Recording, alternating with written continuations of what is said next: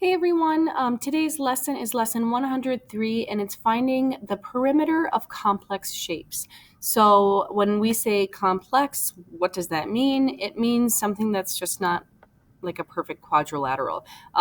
Really, in your earlier math, anytime you were asked to find the perimeter of something, it usually looked like a perfect rectangle.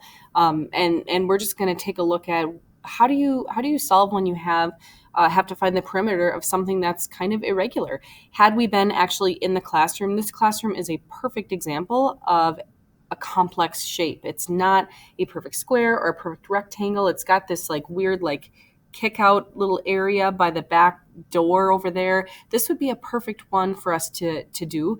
But we're going to look at some examples. And with this, they'll give us a complex shape and they won't give us all of the side lengths. But we will have just enough information to fill in what we don't know.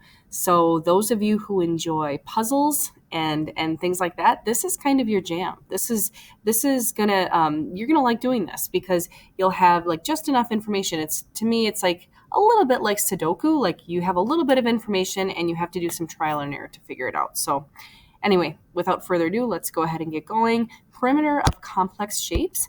Our learning target today is to find the perimeter of a complex shape. There's only one example that we're going to try together today. And it looks like this. Oh, no, this isn't it yet. This is just kind of an explanation.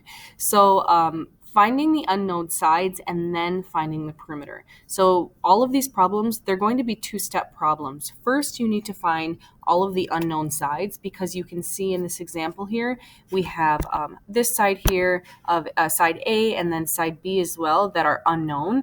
But we actually do have enough information here to solve for this. So let's go ahead and take a look at this. This is going to be one that I demonstrate right away, and then there is one example following this. So let's take a look at maybe B first. I'm going to get my pen ready. We're looking to solve for B. Where do we get our information from? Well, first of all, we're going to take a look at kind of B is part of this whole top of the shape, really. It's kind of broken into two levels. But if we look at the base of the shape is 7. And so we're going to use that to help us solve B as an unknown. We have 7 to compare it to because these lines go straight up. We have 7 to compare it to. We have 7. And then if we go straight up from there, looking at the top of the shape, we do know this. We do know that this side length is 3.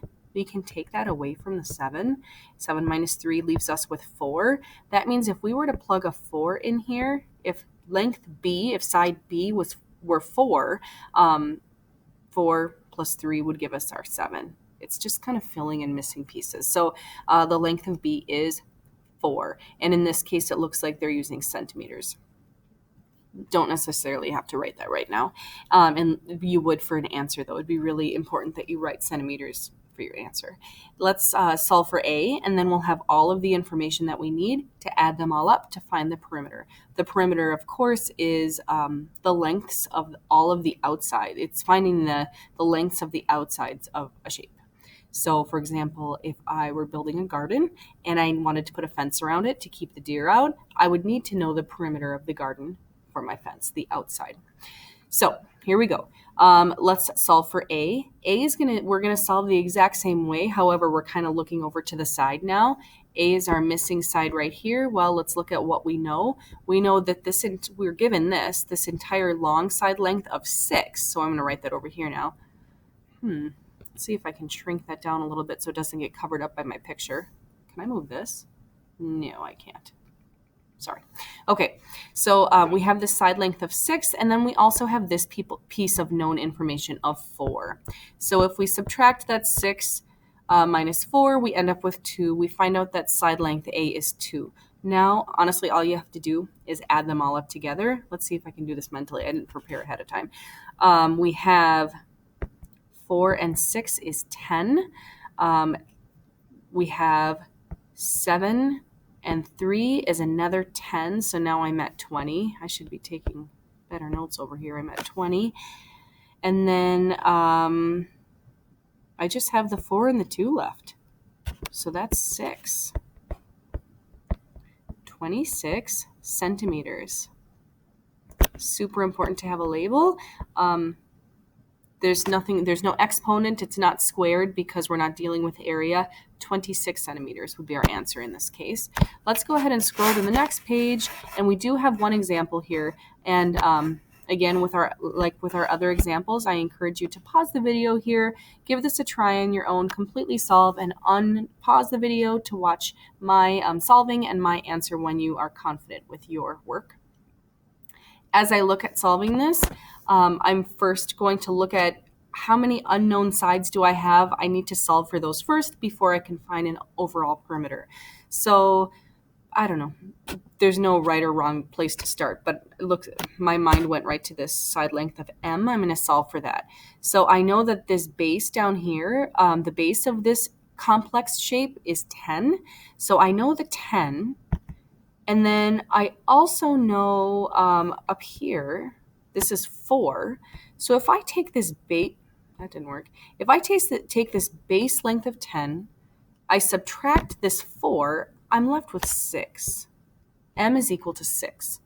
Let's do the same thing and solve for this missing n now. So we're looking for this missing n length. Here's what I know. I know that this whole thing over here is 8. And I know that this little piece right here is 2. So if I take my 8 and I subtract this length of 2, I'm again left with 6. Look at that. 6. And of course it's 6 inches. Not super necessary that you write inches as you're filling out your missing information, only in your label. So now we're just going to add all of these up and come up with an overall perimeter of this complex L-shaped shape. So we have, I don't know, 6 and 6, that's 12. 4, I'm losing service here. 4 and 2 is another 6, so that brings me to 18. I'm going to add 10 to that and come to 28. Plus 8 is going to bring me to 36. Gosh, I hope my addition's correct. 36 inches.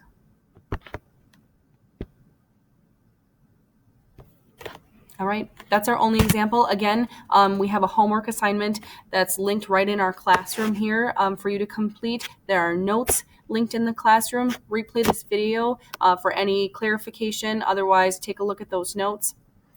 Thanks for watching. Have a great day. I can never end these very well. Sorry about that.